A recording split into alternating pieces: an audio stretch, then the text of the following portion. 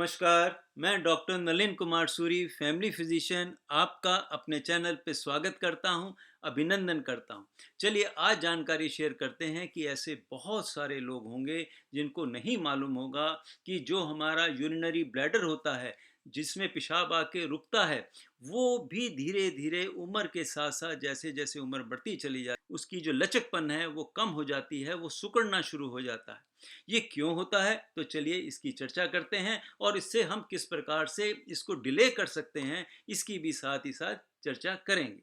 देखिए, जैसे जैसे उम्र बढ़ती चली जाती है, शरीर में फिजियोलॉजिकल चेंजेस आने शुरू हो जाते हैं। इसी प्रकार से जो हमारे इंटरनल ऑर्गन है, उसमें भी चेंजेस आने शुरू हो जाते हैं और यूरिनरी ब्लैडर में भी इसी प्रकार से चेंजेस आते हैं और वो अपनी इलास्टिसिटी धीरे धीरे खो देता है। उसके ऊपर की जो वॉल होती है वो मोटी हो जाती है, जिससे उसका फैलावपन भी कम हो जाता है। और ऐसा होने से क्या होगा कि फिर पेशाब की बहुत सारी समस्याएं बन जाती हैं। तो चलिए, होता क्या है, थोड़ा सा मैं आपको हल्की सी एनाटॉमी बता देता हूँ ब्लैडर की, यूरिनरी ब्लैडर की। यूरिनरी ब्लैडर जो है एक बैलून लाइक से एक स्ट्रक्चर होता है, जिसकी वॉल जो है स्ट्रेचेबल होती है, वो धीरे धीरे फैल सकती है और लगभग एक ब्लैडर के अंदर 600 मिलीलीटर हो जाता है। और उसके नीचे दो वाल्व होते हैं, जिसकी वजह से वो पेशाब वहाँ रुका रहता है और धीरे धीरे क्या होता है कि वो वाल्व भी जो है मोटे हो जाते हैं, उनकी वर्किंग भी कम हो जाती है और उसकी वजह से फिर पेशाब जो है ड्रिबल करके भी, बूंदों के रूप में भी, हंसते हुए, गाते हुए, चिल्लाते हुए कुछ बूंदें गिर जाया करती, तो जिसे हम यूरिनरी इनकॉन्टिनेंस के नाम से जानते हैं। और उसके साथ साथ फिर कुछ और इन्फेक्शंस के चांसेस भी बढ़ जाते हैं, बार बार पेशाब भी जाना पड़ जाता है, पेशाब में जलन भी आनी शुरू हो जाती है, नीचे पेट में दर्द भी रहना शुरू हो जाता है, कमर में दर्द रहना शुरू हो जाता है। तो ये ऐसी कुछ समस्याएं हैं जो नेचुरल हैं, फिजियोलॉजिकली हैं, लेकिन इनको हम बचाव इसका कर सकते हैं, इसको डिले हम कर सकते हैं।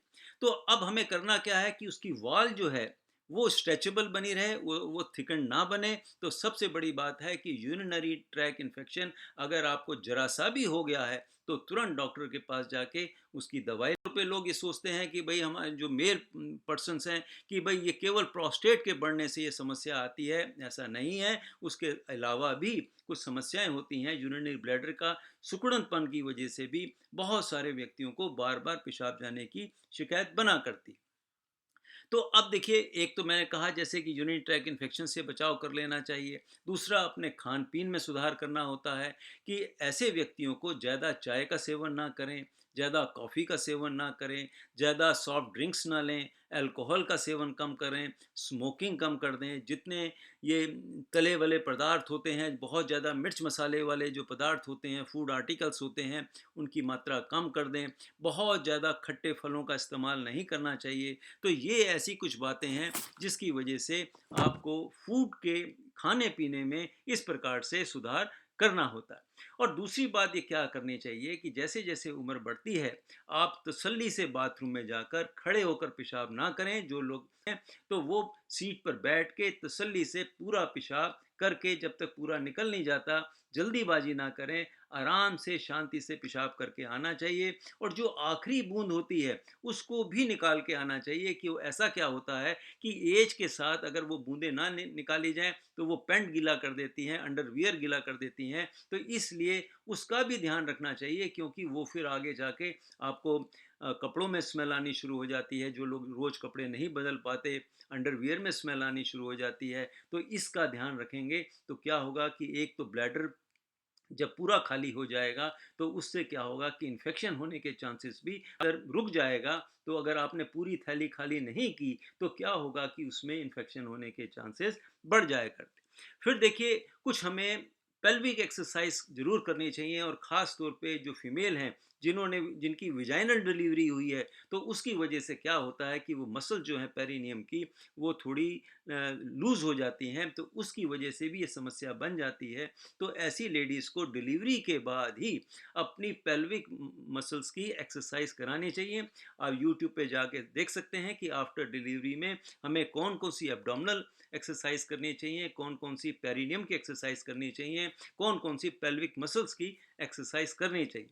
और ख़ास तौर पे मेल को भी जानना चाहिए कि हमें कौन कौन सी पेल्विक मसल की एक्सरसाइज करें, जिसकी वजह से कि हमारी जो टोनिसिटी है मसल्स की वो मजबूत बने और हम पेशाब के थैली पर प्रेशर दे सकें और पेशाब आसानी से बाहर आ जाए करें।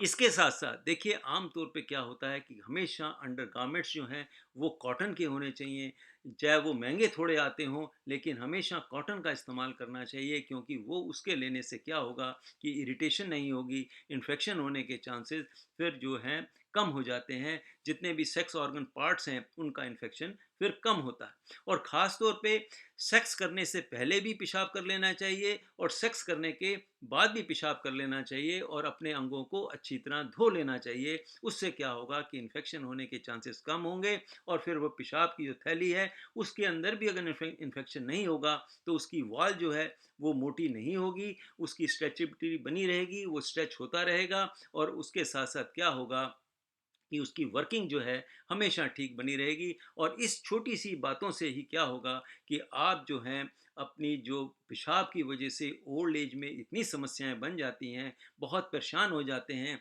यहाँ तक कि देखा जाता है लोग ट्रैवल करने से डरने लग जाते हैं, आउटडोर एक्टिविटी से डरने लग जाते हैं, क्योंकि उन्हें पेशाब की समस्याएं बन चुकी होती हैं। तो इसलिए ऐसे लोगों को ऐसा नहीं है कि केवल प्रोस्टेट की वजह से ये समस्या बनती है, ये यूरिनरी ब्लैडर के छोटे हो जाने से, सिकुड़ने से भी ये समस्या बनती है। तो ऐसा ना हो, तो जितने भी लोग यंग एज में हैं अभी से इसमें सुधार कर लेंगे तो बुढ़ापे में पेशाब की वजह से जो इतनी ज़्यादा परेशानियां बन जाती हैं, आप इंडोर रहना शुरू हो जाते हैं, अपने में एक कॉन्फिडेंस अपना लूज कर बैठते हैं, तो उससे बचाव हो जाता है। तो इस प्रकार के छोटे छोटे वीडियो मैं बनाता रहता हूं। अगर आपको मेरा चैनल अच्छा लगता है, इसमें आपको आपके कुछ काम की बातें नज़र आती हैं, तो इसे सब्सक्राइब भी करें, औरों के साथ शेयर भी करें और लाइक भी करें। इसी के साथ ये वीडियो समाप्त करता हूँ। फिर मिलेंगे, किसी और वीडियो पे चर्चा करेंगे। तब तक के लिए नमस्कार। Bye bye.